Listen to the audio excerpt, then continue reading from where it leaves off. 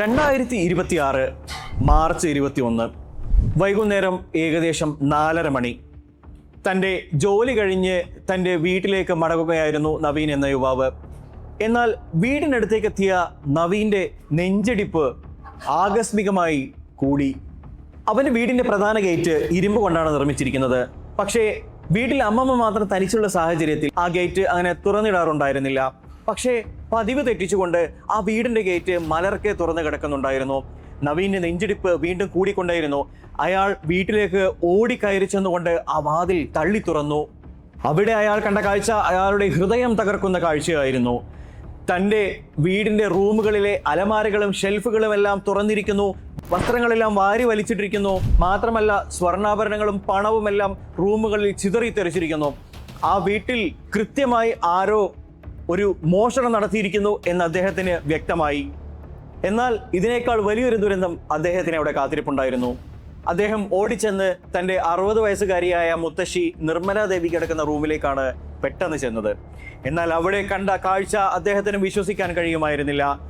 ആ മുത്തശ്ശി കഴുത്തിന് ചുറ്റും ചോര ഒലിപ്പിച്ചുകൊണ്ട് ആ റൂമിൽ മരിച്ചു കിടക്കുകയാണ്. ആരോ സാരി കൊണ്ട് അവരുടെ കഴുത്ത് വലിഞ്ഞു മുറുക്കി അവരെ കൊലപ്പെടുത്തിയിരിക്കുകയാണ്. ആ രംഗം കണ്ട് അദ്ദേഹത്തിന് ഒന്ന് ചലിക്കാനോ തൻ്റെ ശബ്ദം പുറത്തെത്തിക്കാനോ കഴിയാതെ സ്തംഭിച്ചുകൊണ്ട് അദ്ദേഹം അവിടെ നിൽക്കുകയാണ്. മരവിച്ചു പോയ നവീൻ ഉടനെ തന്നെ പോലീസിനെയും നാട്ടുകാരെയും വിവരമറിയിക്കുകയാണ്. പോലീസ് ഉടനെ തന്നെ സ്ഥലത്തെത്തി അന്വേഷണം ആരംഭിച്ചു. ഒറ്റ നോട്ടത്തിൽ അതൊരു കവർച്ചയാണെന്നാണ് അവർ കരുതിയത്. കാരണം പണവും സ്വർണ്ണാഭരണങ്ങളും തുണിയുമെല്ലാം അവിടെ അങ്ങിങ്ങായി ചിതറിത്തെറിച്ച് കിടക്കുകയാണ്. മാത്രമല്ല അവിടെ ഒരു കൊലപാതകവും നടന്നിരിക്കുന്നു. കവർച്ചാ ശ്രമത്തെ തുടർന്ന് അവർക്ക് കൊലപാതകം ചെയ്യേണ്ടി വന്നതാണെന്നാണ് പോലീസുകാർ ആദ്യം കരുതിയത്. പക്ഷേ തുടരെയുള്ള പരിശോധനയിൽ അവർക്ക് അവിടെ ചില അസ്വാഭാവികതകൾ ഫീൽ ചെയ്യുകയാണ്. അതുകൊണ്ട് തന്നെ അവർ ആ കുടുംബത്തെക്കുറിച്ച് അന്വേഷിക്കാൻ തുടങ്ങി. അന്വേഷണത്തിൽ അവർക്ക് ചില അസ്വാഭാവികതകൾ ഫീൽ ചെയ്യുകയും ചെയ്തു. ആ കുടുംബം ഒരു ഇടത്തരം കുടുംബമായിരുന്നു. മാത്രമല്ല ഏകദേശം 6 അംഗങ്ങളാണ് ആ കുടുംബത്തിൽ ഉണ്ടായിരുന്നത്. നിർമ്മലാദേവിയും അവരുടെ മകനും മകന്റെ ഭാര്യയും 3 കുട്ടികളും മാത്രമല്ല ഒരു പിഞ്ചു കുഞ്ഞും. ഇങ്ങനെ 6 അംഗങ്ങളുടെ കുടുംബമായിരുന്നു അവരുടേത്. ഈ കുടുംബത്തിന് വലിയൊരു തറവാട്ട് സ്വത്തുണ്ടായിരുന്നു. അവർ തങ്ങൾ താമസിക്കുന്ന വീടിന്റെ മുകളിലത്തെ നില 6 മുറികൾ വാടകയ്ക്കാണ് നൽകിയിരുന്നത്. സാധാരണഗതിയിൽ 30 വയസ്സിന് മുകളിൽ പ്രായമുള്ള നല്ല രീതിയിൽ ജോലി ചെയ്യുന്ന ഏതെങ്കിലും ആളുകൾക്കായിരുന്നു അത് വാടകയ്ക്ക് നൽകിയിരുന്നത്. എന്നാൽ ഏകദേശം 2 വർഷങ്ങൾക്ക് മുൻപ് 21 വയസ്സുകാരനായ രഞ്ജൻ എന്ന് പറയുന്ന ഒരു യുവാവ് അവിടെ മുറി അന്വേഷിച്ചു വരികയാണ്. 21 വയസ്സ് മാത്രമായിരുന്നു അദ്ദേഹത്തിന്റെ പ്രായം. അതുകൊണ്ട് തന്നെ അദ്ദേഹം അവിടെ ജോലി അന്വേഷിച്ചു വന്നതാണ്. ആദ്യമൊക്കെ ആ വീട്ടുകാർ അതിന് സമ്മതിച്ചില്ല. പിന്നീട് മകന്റെ ഭാര്യയാണ് അയാൾക്ക് വേണ്ടി വാദിച്ചത്. പാവം, കണ്ടാൽ എന്നെ മകനെ പോലെ തോന്നുന്നു, അയാൾ എന്തെങ്കിലും ഒരു ജോലി കണ്ടെത്താൻ വേണ്ടിയല്ലേ വന്നത്, അതുകൊണ്ട് അദ്ദേഹത്തിന് റൂം നൽകിയാലോ എന്നൊരു ആലോചന ആ കുടുംബത്തിലേക്ക് എടുത്തു വന്നത്. അവനെ ആ റൂം എടുക്കാൻ വേണ്ടി സഹായിക്കുന്നത് ആ കുടുംബത്തിലെ മകന്റെ ഭാര്യയാണ്. രഞ്ജന എന്നായിരുന്നു ആ യുവതിയുടെ പേര്. എന്നാൽ ഈ കഥയിലെ കഥാപാത്രമായ പയ്യന്റെ പേര് രഞ്ജൻ എന്നും. അങ്ങനെ രഞ്ജന ആ യുവാവിന് അവിടെ മുറി നൽകുകയാണ്. കേവലം 21 വയസ്സും മാത്രം പ്രായമുള്ള ഒരു യുവാവ്. അയാൾക്ക് മതിയായ വിദ്യാഭ്യാസമോ ജോലിയോ ആ കാലഘട്ടത്തിൽ ഉണ്ടായിരുന്നില്ല. അതുകൊണ്ട് തന്നെ പകൽ സമയങ്ങളിൽ പലപ്പോഴും പല കാര്യങ്ങളിലും വന്ന് ആ കുടുംബത്തെ സഹായിക്കാൻ തുടങ്ങി. തൻ്റെ മകനെ പോലെയുള്ള ഒരു മകനായതുകൊണ്ട് തന്നെ അയാളെ അവിശ്വസിക്കാനും ആ കുടുംബത്തിന് തോന്നിയില്ല. രഞ്ജന്റെ ഈ അമിത സഹായിക്കൽ രഞ്ജനയുടെ മനസ്സിൽ അയാൾക്ക് ഒരു പ്രത്യേക സ്ഥാനം നൽകുകയാണ്. പ്രത്യേകിച്ച് ഇവരുടെ 3ാമത്തെ പ്രസവ സമയത്ത് ഭർത്താവിന് കൂടെ നിൽക്കാൻ പല സാഹചര്യങ്ങളും കൊണ്ട് കഴിഞ്ഞിട്ടുണ്ടായിരുന്നില്ല. അദ്ദേഹത്തിന് ജോലി ആവശ്യവുമായി പലപ്പോഴും പുറത്തായിരുന്നു. അതുകൊണ്ട് തന്നെ ഇയാള് ആശുപത്രിയിൽ ഇവരെ കാണിക്കാനും മറ്റുള്ള കാര്യങ്ങൾക്കും ഇവരെ ഒരുപാട് സഹായിച്ചിട്ടുണ്ടായിരുന്നു. ഇതേ കാരണം കൊണ്ട് തന്നെ രഞ്ജനയ്ക്ക് രഞ്ജനോട് ഒരു പ്രത്യേക താല്പര്യം തോന്നുകയാണ്. പതിയെ ഈ അമിത സഹായം അവർക്കിടയിൽ ഒരു അവിഹിതം ഉടലെടുത്തു. പകൽ സമയങ്ങളിൽ ഭർത്താവ് ജോലിക്ക് പോകുമ്പോഴും തൻ്റെ മൂത്ത മകൻ 18 വയസ്സുകാരൻ ഡെലിവറി ജോലിക്ക് പോകുന്ന സമയത്തും അങ്ങനെ തുടങ്ങി പല ഗ്യാപ്പുകളും കണ്ടെത്തി നിർമ്മലാദേവി ഉറങ്ങുന്ന സമയം, ഇങ്ങനെയുള്ള സമയങ്ങളെല്ലാം കണ്ടെത്തിക്കൊണ്ട് രഞ്ജൻ പതിയെ താഴെ ഇറങ്ങി വരുന്നു. ഇവർ പരസ്പരം സമയം ചെലവിടുന്നു. എന്നാൽ ഈ അടുപ്പം അമ്മായിയമ്മയിൽ ചില സംശയങ്ങൾ ഉടലെടുക്കുകയാണ്. അതുകൊണ്ട് തന്നെ രഞ്ജനെ ഇനി മേലാൽ അടുക്കളയിൽ കയറ്റരുതെന്ന് രഞ്ജനയോട് അമ്മായിയമ്മ കാർക്കശമായി പറഞ്ഞു. പക്ഷേ അവർ അതൊന്നും ചെവിക്കൊള്ളാൻ താല്പര്യം കാണിച്ചില്ല.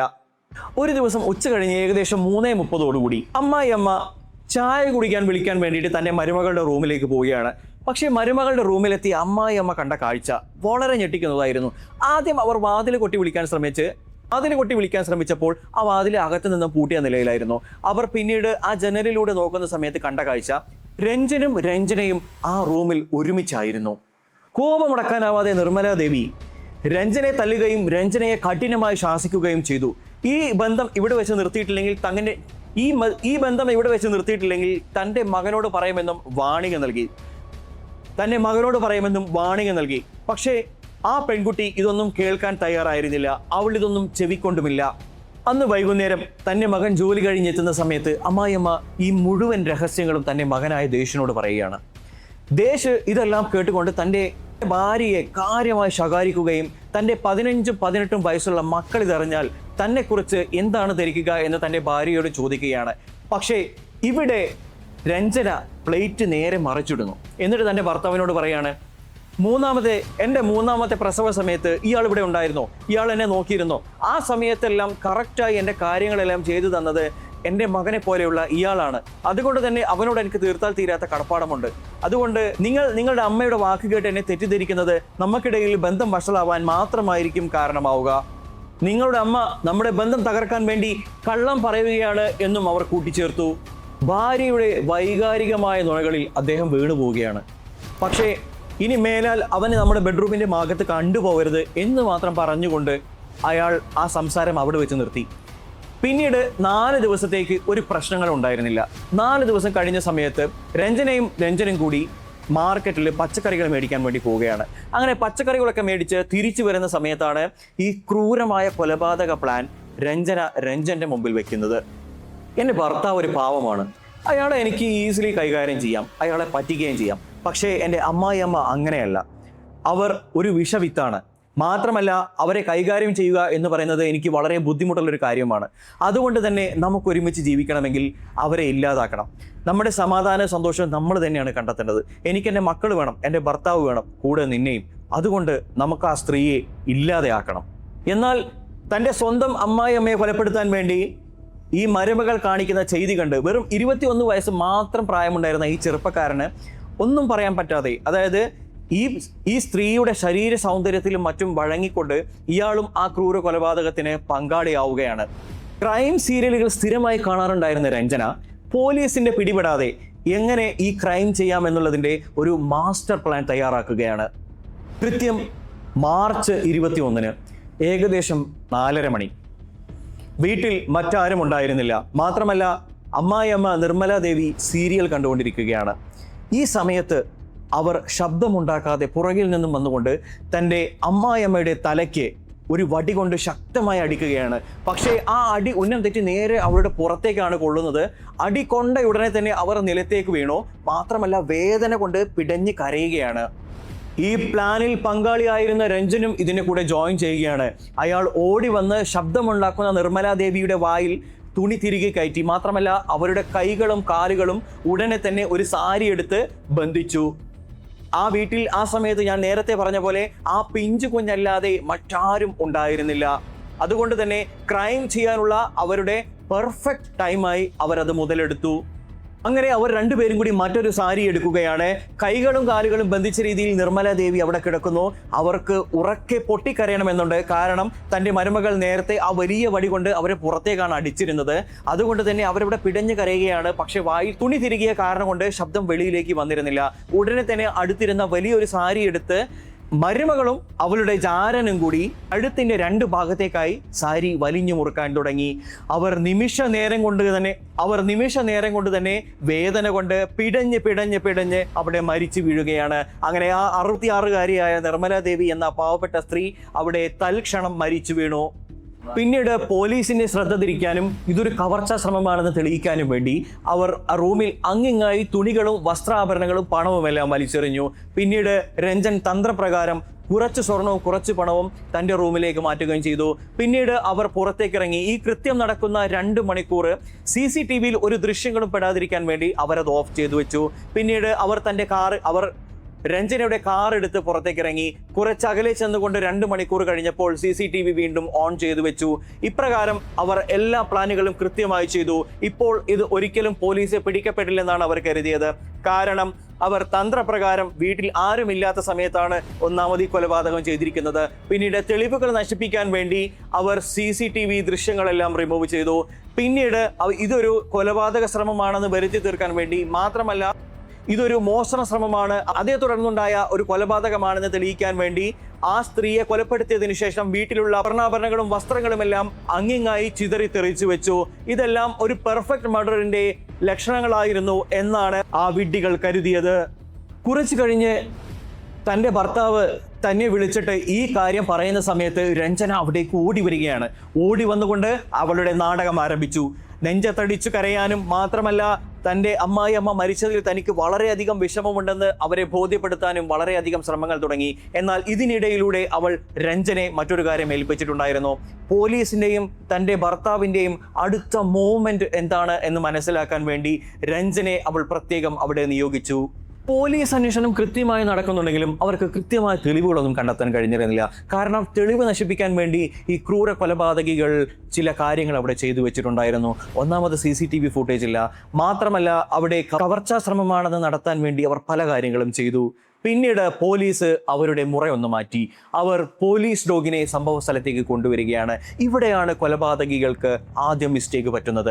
അവർ ഒരിക്കലും ചിന്തിച്ചില്ല പോലീസ് ഡോഗ് ഇവിടെ ഈ സീനിലേക്ക് കയറി വരുമെന്ന്. കൊലപാതകം നടന്ന മുറിയിലെ സ്വർണത്തിലും പണത്തിലുമെല്ലാം മണത്ത പോലീസ് ഡോഗ് നേരെ ചെന്നത് രഞ്ജന്റെ അടുത്തേക്കാണ്. രഞ്ജന്റെ കാലുകളിലേക്കെത്തി പോലീസ് നായ ഒന്ന് മണപ്പിച്ചു. പിന്നീട് അവരെ നോക്കി ശക്തമായി കുരയ്ക്കാൻ തുടങ്ങി. അപ്പോൾ തന്നെ പോലീസിന് അവിടെ ഒരു റെഡ് സിഗ്നൽ ലഭിക്കുകയാണ്. അവനെ ചുറ്റിപ്പറ്റിയായിരിക്കാം ഒരു പക്ഷേ അടുത്ത അന്വേഷണം. പിന്നീട് പോലീസ് ശ്രദ്ധിച്ചത് അവിടുത്തെ CCTV ആണ്. ആ CCTV ദൃശ്യങ്ങളിൽ, അന്ന് കൊലപാതകം നടന്ന ദിവസത്തെ CCTV ദൃശ്യങ്ങളിൽ ചെറിയ മിസ്റ്റേക്ക് ഉണ്ട്. കാരണം അന്ന് വീട്ടിലെ 2 ക്യാമറകളും ഓഫാണ്, ഏകദേശം 2 മണിക്കൂർ. പക്ഷേ അതേസമയം പുറത്തെ ക്യാമറ ഓഫല്ല. ആ പുറത്തെ ക്യാമറ ഓഫല്ല എന്നുള്ളത് മനസ്സിലാക്കിക്കൊണ്ട് പോലീസ് അതിലെ ദൃശ്യങ്ങൾ പരിശോധിക്കുന്നു. അതിലെ ദൃശ്യങ്ങൾ പരിശോധിച്ച സമയത്ത് പോലീസിന് വളരെ കറക്റ്റായിട്ടുള്ള ഒരു എഫിഷ്യൻ്റ് ആയിട്ടുള്ള ഒരു തെളിവ് കിട്ടുകയാണ്. അത് വേറൊന്നുമല്ല, 2 മണിക്കൂർ, അതായത് കൊലപാതകം കഴിഞ്ഞ് 2 മണിക്കൂറിന് ശേഷം ആരോ വീട്ടിൽ നിന്നും കാർ എടുത്തുകൊണ്ട് പുറത്തേക്ക് പോവുകയാണ്. അത് രഞ്ജനയുടെ കാറാണ്. പോലീസിന് ഇതായിരുന്നു ടേണിംഗ് പോയിന്റ്. അവർ രഞ്ജനെ ചോദ്യം ചെയ്യാൻ ആരംഭിച്ചു. തെളിവുകൾ നിരത്തിക്കൊണ്ട് ചോദ്യം ചെയ്ത സമയത്ത് രഞ്ജനയ്ക്കും പിടിച്ചു നിൽക്കാൻ കഴിഞ്ഞില്ല. അവർ കുറ്റം സമ്മതിച്ചു. എന്നാൽ രഞ്ജന ഇതിനു വേണ്ടി പറഞ്ഞ കാരണങ്ങളായിരുന്നു അവിടെ മറ്റൊരു ട്വിസ്റ്റ്. താൻ 3 കുട്ടികളുടെ മാതാവാണെങ്കിലും താൻ തൻ്റെ ജീവിതത്തിൽ ഒട്ടും ഹാപ്പി ആയിരുന്നില്ല. തൻ്റെ ഭർത്താവിനെ തന്നെ സന്തോഷിപ്പിക്കാൻ കഴിഞ്ഞിരുന്നില്ല.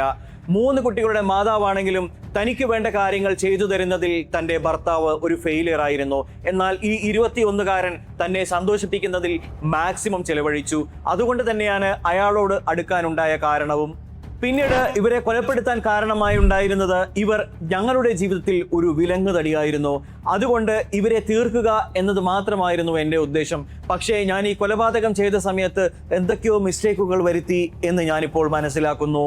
ആ 35 വയസ്സുകാരിയും 21-കാരനും ഇന്ന് ജയിലിലാണ്. കാരണം കാമത്തിനോടുള്ള ആസക്തി, അതല്ലെങ്കിൽ തന്നെ പരിഗണിക്കപ്പെടണമെന്നുള്ള ആവശ്യം.